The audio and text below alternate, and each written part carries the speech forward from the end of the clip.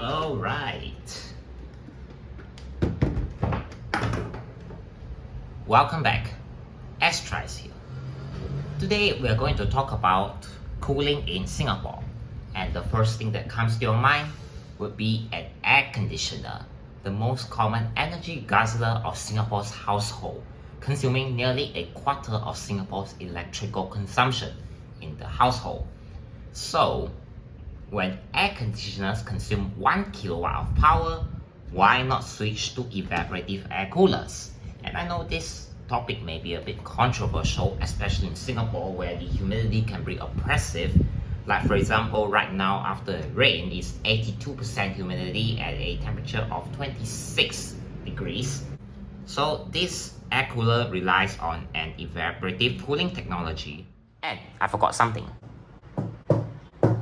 It also comes with 4 additional ice packs, which of course I filled it up with just normal tap water. Well, I have to say that it's actually very small, even though it may look quite big on the camera, but due to its small dimensions, I was able to carry on a hand carry luggage, plus 1 personal item, which can be subjective to different varying airlines.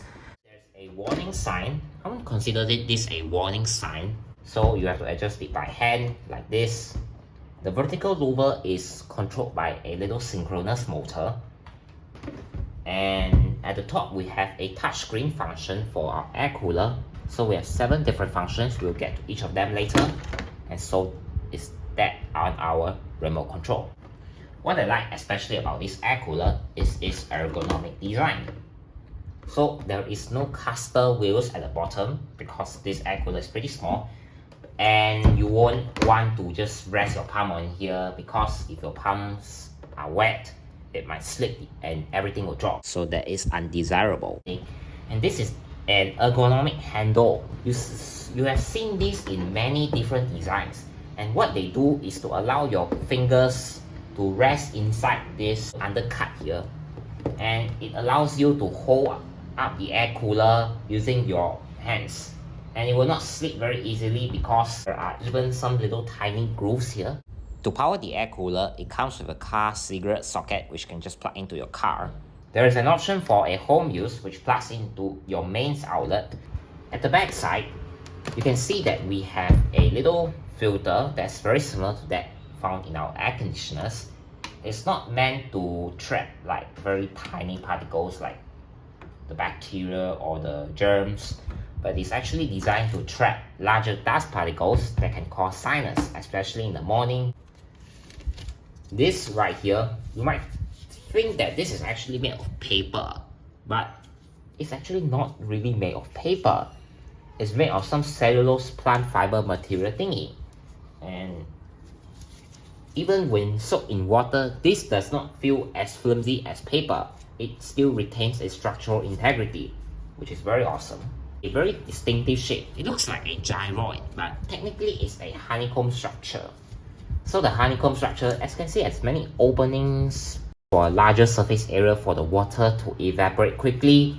And when water quickly evaporates, it takes energy from the surroundings, and thus it lowers the temperature of both the water itself and the surroundings near the air cooler. And there's a little water reservoir here. This can hold up to 5 liters of water, which can be ran through in one single day or 24 hours. And there is a little second smaller reservoir which is carried by a pump through a little tube up into this. This is actually a little water reservoir here, and what it does is basically shoots the water out with these 4 tiny holes at the sides. I'm going to remove the little plastic piece that holds the pump in place, and you can see that this pump is held by a suction cup here.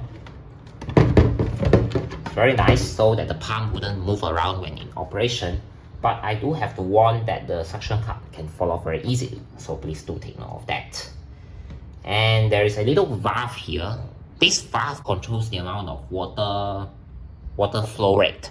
So for example, you are in a very dry environment like nearly 10%, 20%, or even 0% humidity, then you can set this to completely open, so you can pull more and evaporate faster, increase the humidity up higher. For those who are living in Singapore, very high humidity, 60% humidity at the afternoon, you can set this to practically completely shut at all. Not only it can increase the runtime of the air cooler, but also prevent oversaturation of the water pads, which can lead to fungi and other pathogens in there. So this water bath right here is a little hero in disguise. These are made of stainless steel, and so is this right here. Stainless steel basically contains iron as the main constituent and some other metals. Most importantly, chromium. Chromium acts as a protective layer to prevent the moisture from attacking the iron and cause it to oxidize. Chromium will oxidize in favor of iron, and it will increase the lifespan of these screws even when soaked under water. The screws near where the water drop might rust. It's a bit of a tiny little rust here. Yeah, so not sure why, but I think they use a very different screw for different parts of the air cooler. So I'm going to fill this up with water, and we're just going to fill up the halfway point here, and we'll see you there soon. Okay, here is the water tank, and you know what the funny thing is? When I started to fill the water, it begins to rain. Thankfully, the rain stopped after a couple of seconds as the clouds flew away, blown away by the wind. And I filled it up with around 30% of water. And there are guidelines on how and when or how often to clean the different components. So for example, like the wet curtain, you have to clean it 2 times per week. The water tank, you have to clean it twice per week as well. The filter, once per week. Firstly, slide in the air cooler while holding the pump and the water pump like this. The water tank, a water pipe. Attach the pump, adjust your valve to the corresponding amount of water that you like. So in Singapore, the humidity is high, so we set the pump to just a bit open, slightly ajar, so that the water pump can receive a definitive amount of water.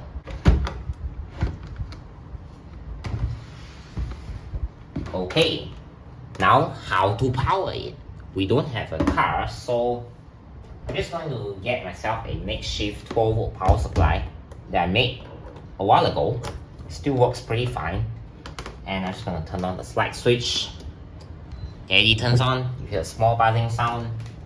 And I'm going to turn on the air cooler. Firstly, open up the louvers. And I'm going to show you the specific functions here. So first off is of course standby / power on off. So when I press this button once, it automatically goes to 03. You can see there's a number 03 on the screen. So 03 basically means the fan speed. So you can adjust the fan speed for 5, 6, 7, 8, 9, 10, 11, 12. 12 is the fastest, and it drew around 1.6 ampere from the DC 12 volts. And once you press it again, it doesn't go back to 11, instead it goes back to 01, so on and so forth, restarts the whole cycle. The next is called the cooling air, which basically activates the pump.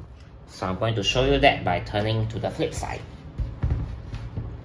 And when I press this button, you can see that water will start dripping from the little air channel right here. You can see, looks like a little water shower, water rain shower here. You can see the water flows up to the reservoir and drops down into another smaller reservoir here, where the water pools and then flows back to the main tank. So the water is being recycled. For now, I haven't put the wet curtain in, so I'm just going to power it off first. The mode called fan selection. The LED is a little bit dim due to the bright environment. This is good because when you are sleeping, it wouldn't affect you so much. So this is called 风类, or shall we call the fan mode. First mode is set according to the speed. So for example, now we're at 3, so it will blow constant 3. The second mode switches the LED to the second light, and you can see it goes very high up, goes down, then goes up. So it goes up and down in steps. So it's kind of like natural wind, but a more exaggerated version. So up and down, up and down, up and down, like the natural wind process. And the third mode is a sleep mode, which is very quiet. The timer, 定时, so currently it's at 0, which means it will stay on indefinitely. And if you press it again, it goes to 1 hour, 2, 3, so on and so forth, until 12 hours, which is half a day, and back to 0, which means it will run continuously. 百叶, oscillation, which will adjust the vertical louvers. Some girls going to show you that. When I press this, there's a very little humming sound, vertical louvers, and it will move like this. It will give you a very wide angle of oscillation. So that's pretty good if you want to cool down a large amount of area in the shortest amount of time possible. And the next button is called 负离子, which is called negative ion, but it doesn't seem to do anything in this air cooler, so this button is more of like a gimmick rather than an actual feature. So you can see it activates another LED, and that's it. I'm not too sure whether it has produced any negative ions, nor I have found a way to measure it in my home, the concentration, so I'm not too sure about this. But it doesn't seem to be connected anywhere on the motherboard, so this function is pretty useless, I have to say. So I'm just gonna deactivate it. And if you prefer convenience, there's also a remote for you. So for example, at night you are unsure of which button to press, you can just press the remote control and press until you get your desire. But this is actually muscle memory, so once you get the hang of it, you know which button is which. It's very easy. And now let's put the dry water curtain in. And it makes sense that the air cooler will not be cold right away. Similar to that of an aircon that is compressing its refrigerant in the refrigeration cycle. Say that 2 times faster. The water pads to be saturated first before getting cold. You can see, I'm just going to put it right here, the battery. And it's ran using lithium iron phosphate battery because everything has to be sustainable nowadays. And now even my clock thermometer, something like this, I ran out of IKEA's ladder batteries for sustainability, because I stopped producing AAA, AA batteries or any non-rechargeable batteries by the year 2030 in order to save the planet and reduce more waste. Anyway, let's turn on the cold air, and we can probably hear the faint sound of the pump that's circulating the water around. It's a very tiny but relaxing sound. And that's the thing about the bath. It actually helps you to regulate the amount of water flow and thus the noise. Because some people, including me, cannot sleep well with white noise. So you are killing 2 birds with 1 stone when you set it to low in Singapore's weather. You can see the environment is around 31 degrees. Here, if I put it near the air cooler, you can see that there's a little blue spot right here, which means that it's actually cooler than the ambient temperature by at least 1 degree thereabout. This means that the air cooler is working even in Singapore's high humidity environment. See, the cold spot of this is around 29.1 degrees Celsius. We are going to explain how an evaporative cooler works while being blown by an evaporative air cooler. What a coincidence! So, how does this ultimately begin with? Assuming we have warm, dry air at 31 degrees and relative humidity of 60%, which is quite high by the way, but it still works for an evaporative air cooler, and we force air from the evaporative air cooler through a fan. In this case, we have a tangential fan blade. So, in which region will the pressure be higher? Pressure of the environment is higher and the fan sucks in air, this means that the pressure here will be lower due to the fan blade. Axial fan blade has to become larger and larger and larger. Take a look at the ceiling fan, for example. It's an axial fan blade, very big. Whereas this centrifugal fan, it just has to spin very fast. And in order to spin very fast, it uses a brushless motor to increase its efficiency and reduce wear and tear. What else these days? As the centrifugal fan pulls in air, the pressure outside of the wet curtain would be higher than that of the pressure that is inside the wet curtain. Air will be forced into the evaporative air cooler wet curtain because we want to have equilibrium pressure, but we don't have. So the higher pressure will try to mix with the lower pressure, and this causes air to be sucked in through the filter that's not drawn and through the wet curtain. And because now we have kinetic energy for the water to move, as the water near the surface of the wet curtain wants to evaporate, it has to absorb energy, or what we call the latent heat of vaporization from the surroundings. The energy in which the water molecules needs to break free in order to evaporate and changes phases from a liquid to a gas. Normally we accomplish this by boiling it at 100 degrees Celsius or 212 Fahrenheit. Water can evaporate at any temperature, even at its melting point. So as the temperature of the water increases from its melting point, so will the rate of evaporation of the water. And this means that when water evaporates, the heat energy here is lower, whereas the heat energy is higher at the start. So there's a difference in heat energy. So this means that we have a cooler but slightly more humid air. That's why I don't draw in blue, but I draw in green, which means comfortable range. 28 degrees and 75% humidity. By the way, this is just an example. It can be higher or lower depending on the conditions. But why don't they basically put the filter here, just direct the airflow like this? Well, first off, the tangential fan blade can only allow air to be below 90 degrees, so it diverts the flow of air by 90 degrees.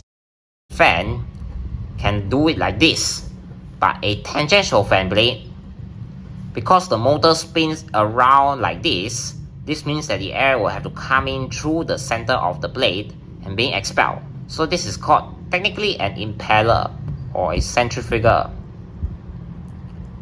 fan.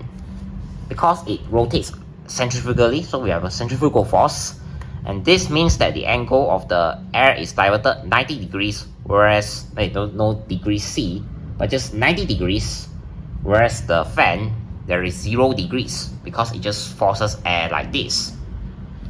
While the tangential fan blade has to suck air from the bottom, blow out. There is no way that the fan can be positioned like this, nor the fan can be positioned like this. The way that the fan can be only positioned is through this.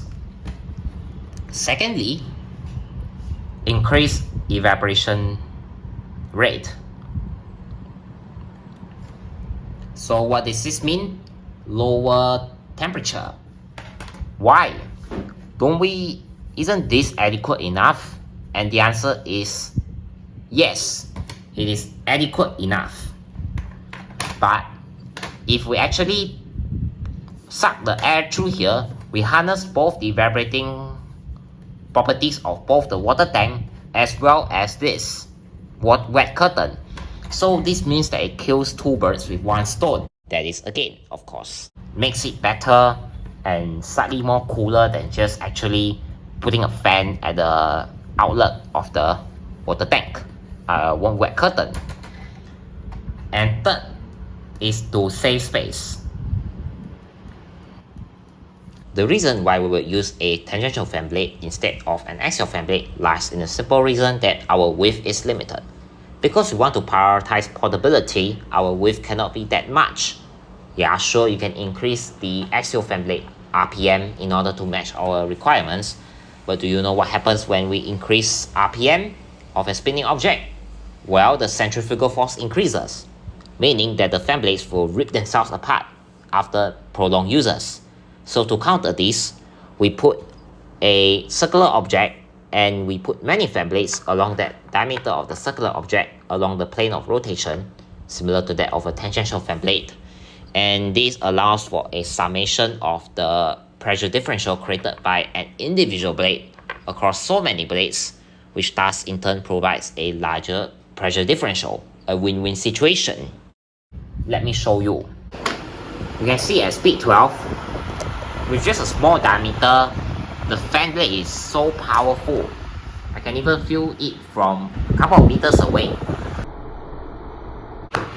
Wow, then very strong. 32.6 watts, 33 watts. So it's actually not that power hungry.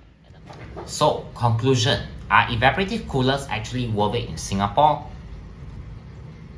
Some, actually. Well, for those who have seen Arctic Air in the JML store a couple of years ago, you can see that they don't have some kind of water pump or whatever technology that this air cooler uses, because it actually relies on capillary action for the sponge to actually suck up the water and the fan to blow through it. Capillary action works in the direction against gravity, so it is very slow. So this means that evaporative air coolers which have continuous water cycle, the pump goes back and forth around the water curtain, around the sponge, it actually allows a further better cooling process, and also it's also slightly lesser humidity than those with capillary action because the water gets very moist. But this one, it uses the process of natural cooling of water evaporation to allow for a slightly better cooling effect. So obviously for $50 spent on Taobao, it's actually a very good deal. And if you want to watch more videos, please hit the like button and also subscribe. Thanks for watching. See you in the next one.